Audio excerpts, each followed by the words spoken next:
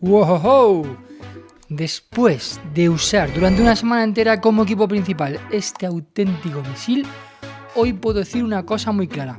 Snapdragon ha creado el procesador más bestia que ha pasado por un portátil de Windows. Este Snapdragon X2 Elite Extreme no solo rompe récords en pruebas sintéticas, es que directamente se lleva por delante a pesos pesados como el Ryzen 9 iMax Plus 395, el Core Ultra X9 388H o cualquier otro que se te ocurra ahora mismo.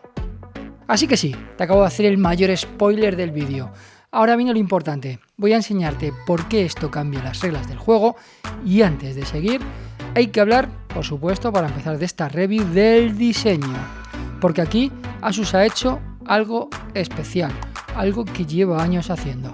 Esto es un portátil de 16 pulgadas que pesa solo 1,2 kilos y no es una cifra para la ficha técnica, se nota desde el primer segundo que lo coges.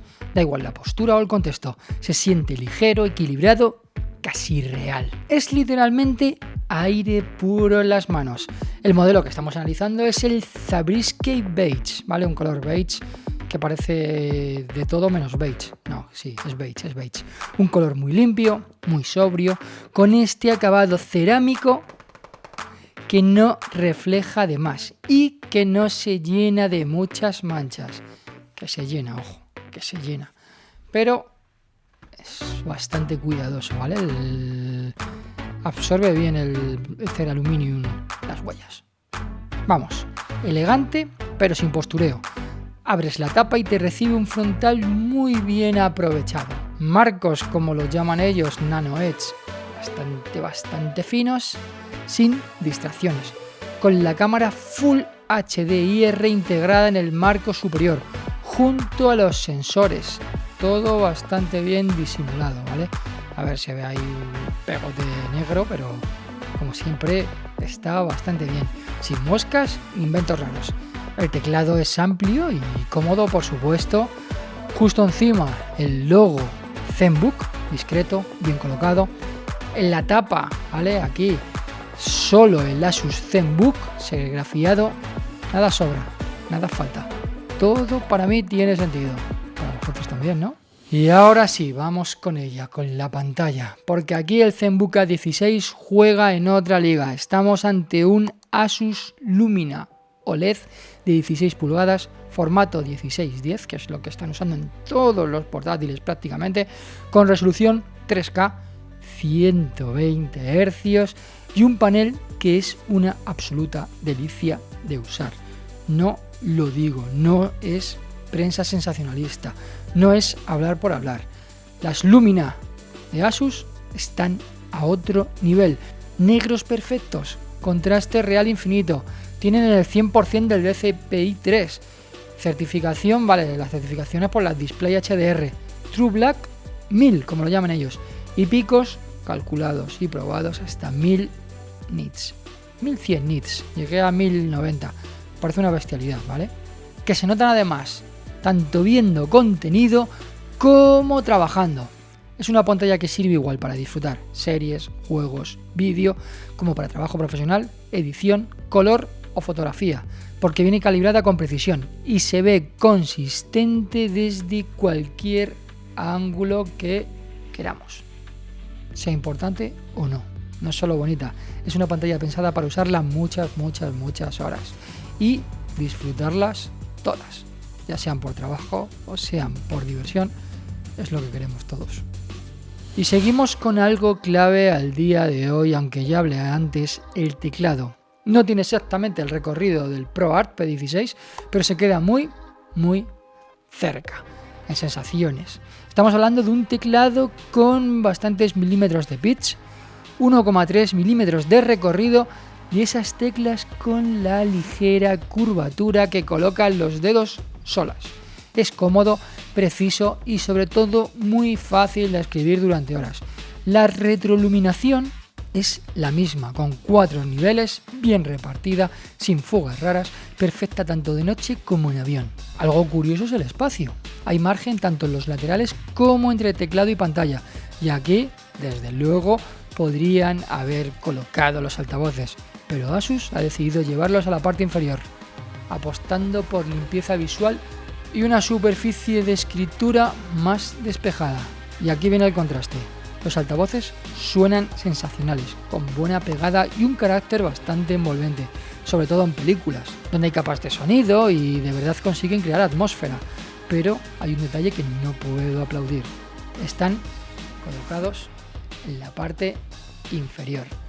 En un 14 pulgadas lo entendería, pero uno de 16, con este pedazo de frontal que tiene, tan bastante aprovechable, se echa de menos una solución hacia arriba, como la de los Zephyrus y los ProArt, que proyectan el audio directamente al usuario.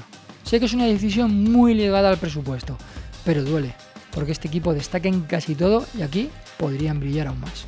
De hecho, según cómo la apoyes, el sonido puede quedar más apagado o expandirse mucho mejor. Sea como fuera, potencia tiene y se agradece. Y el trackpad acompaña perfectamente. Es grande, suave al tacto, muy responsivo, con un clic mecánico definido y soporte para gestos inteligentes que funcionan de verdad. Eso sí, después de probar el del Expertbook, que podéis ver el análisis ahí arriba, uno no puede evitar pensarlo. Ojalá ese trackpad llegase a todos los ZenBook. Bueno, que llegase a todos los portátiles. Sí, lo que tiene un poco los MacBook Pros. ¿Por qué no? Y en conectividad, el ZenBook A16 vuelve a demostrar que no es un ultraligero recortado. Tenemos dos puertos USB 4 Type-C de hasta 40 GB, compatibles con DisplayPort y Power Delivery de 5 y 20 vatios, lo que permite tanto cargar el equipo como sacar un vídeo sin ningún problema. Se suma una HDMI 2.1 de tamaño completo, ideal para conectar monitores o televisores sin adaptadores, algo que siempre se agradece en un portátil ultra fino. También encontramos un USB-A 3.2 de generación 2, perfecto para periféricos clásicos, un lector de tarjetas SD estándar y el jack combo de 3.5 mm para el audio. Todo esto permite hasta conectar hasta 3 monitores externos combinando HDMI y USB-C, convirtiéndolo en una estación de trabajo sorprendentemente capaz para su peso y tamaño. Y ahora vamos a por lo que muchos habéis llegado hasta aquí, la potencia bruta del Snapdragon, porque sí, todo lo anterior está muy bien, diseño, pantalla, peso, pero cuando te sientas a trabajar, a editar o a exprimirlo en serio, lo que importa es si este bicho aguanta el tipo contra lo mejor que hay ahora mismo. Y aquí es donde el Snapdragon X2 Elite Extreme empieza a ponerse peligroso. Para que te hagas una idea con números, mis pruebas quedan así. En Geekbench 6 marca 3.761 en single y 22.906 en multi. En la parte gráfica, el test de GPU me ha dado 45.728. En almacenamiento, Crystal Disk Mark registra 3.064 megas de lectura y 5.485 megas segundo de escritura. Y si nos vamos a render puro, Cinebench 2024 clava 125 en single y 1.344 en multi. Rematas con 3D Mark y salen cifras muy serias. Time Spy 4.468, Solar Bay 2.445, Fire Streak 10.862 y en estrés con Full Mark 3.599 en HD 59 FPS y 2.988 en 2K 49 FPS. En frío parecen solo números, hasta que le pones al lado de los rivales que, en teoría, venían a comérselo. Y ahora viene lo importante, ponerlos en perspectiva. Si miramos lo más representativo para CPU, que suele ser Geekbench, el Apple M5 se mueve alrededor de 4.226 en single y 17.073 en multi, medias típicas en equipos comerciales.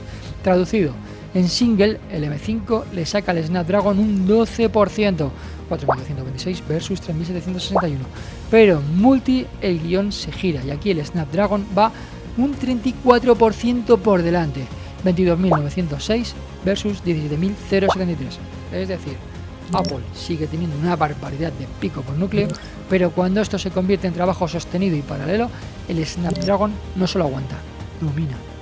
Y con el M5 Pro, que sé que mucha gente estáis pensando en ello, pasa algo muy curioso. Por aquí ya hablamos de un chip Pro, de verdad. En Geekbench 6 hay resultados publicados en torno a 4.085 en single y 25.068 en multi. ¿Qué significa esto frente a nuestro Snapdragon? En single el Snapdragon se queda un 8% por debajo. En multi el M5 Pro le saca un 9%. Y aquí es donde encaja perfecto lo que te decía antes en el guión. Este Snapdragon se coloca en tierra de nadie, porque según el tipo de tarea puede parecer un M5, pero en multihilo se te acerca un Pro. Y lo hace en un portátil Windows ultra ligero. Eso, en 2026, es una frase que no debería de ser real, pero lo es. Y si te vas al mundo x86 clásico, la foto también tiene miga. Del lado Intel, el Core Ultra X9388H, el Panther Lake, se ha visto en Geekbench 6 de 3066 en single y 17809 en multi. Comparado con eso, el Snapdragon está un 23% por encima en single y un 29% por encima en multi. Y con AMD, el Ryzen 9 AI Max Plus 395, el Strix Halo, suele rondar 2.763 en single y 17.596 en multi. Aquí el Snapdragon queda 36% por encima en single y un 30% por encima en multi. Dicho de otra forma, no es una alternativa, es un escenario en el que Qualcomm ha conseguido que el portátil Windows ARM juegue a pegarse con lo mejor de Intel y AMD. Les pasa por encima. En GPU hay que ser fino, porque no todos los tests hablan del mismo idioma, como si fuesen el mismo banco de pruebas. Aún así, lo que sí deja claro el ZenBook A16 es que el Adreno va muy por encima de lo que esperas de una iGPU en un ultra ligero. Te dicen una cosa: esto ya no es ARM para ofimática. No es una RTX, obviamente, pero para el tipo de portátil que es un nivel absurdo. Nota de rigor, importante. Mis números del Snapdragon corresponden a este equipo y a esta configuración. En portátiles, el rendimiento puede variar mucho por TDP, perfil de energía, drivers y hasta temperatura ambiente. Para los rivales, M5 Pro, Core Ultra X9388H y el Ryzen 9 AI Max 395, he usado referencias públicas de Geekbench que suelen ser estables como punto de partida. Podría haber usado las mías propias, pero me pareció bien usar estas. Pero pueden moverse según el modelo exacto. Aún con esa variabilidad, la tendencia es clara. El Snapdragon X2 Elite Extreme está en la mesa de los grandes y en multicore, que es donde un portátil se gana el sueldo, sale especialmente fuerte. Vale, pero ¿y en el mundo real? Porque los benchmarks están bien, desde luego para comparar, pero donde yo de verdad quería verlo sufrir era en edición con DaVinci Resolve. Puedo editar 4K 60 con etalonaje, meter zooms, keyframes, jugar con transiciones y luego mover la línea de tiempo a velocidad real sin pérdidas de fotogramas ni esa sensación de voy a trompicones, y esto es lo que me dejó loco. El procesador se lo devora. Es el típico escenario en el que esperas que un portátil ultraligero empiece a poner excusas, y aquí simplemente va con soltura. Ahora, siendo justos, no todo es plano.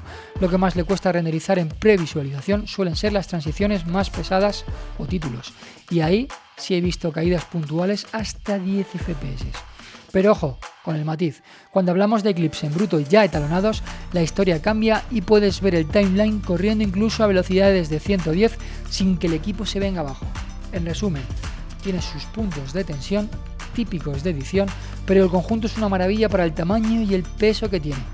Eso sí, si pones en máximo rendimiento, los ventiladores tienen que hacer su trabajo para mantener a raya a esta bestia. Y aquí no voy a vender humo, se oye. No es un chillido ni es algo molesto, es más bien un soplo de aire constante que además no sale precisamente fresco cuando lo estás exprimiendo. Con el volumen del portátil al máximo lo vas a seguir escuchando, pero no se me hizo incómodo. Es el precio lógico de mantener este nivel de rendimiento en un chasis así de ligero. Y en exportación 4K también hay números que contar. Para que tengas una referencia clara, el Ryzen 9 AI Max Plus 395 en modo manual, acompañado de la potente 8060S, exportó este mismo clip que usé para la prueba aquí, casi 10 minutos en 8.06. Son palabras mayores.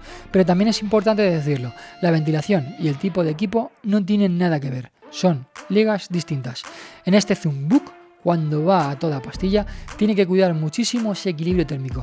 Dicho eso, lo que de verdad me interesa aquí es cómo se comporta el Snapdragon en un portátil fino y pensado para movilidad, y en mi caso, la primera prueba fue a batería El tiempo de exportación fue 12,04 y si lo conectas a la corriente y diferencia real, enchufado, se quedó en 11,49.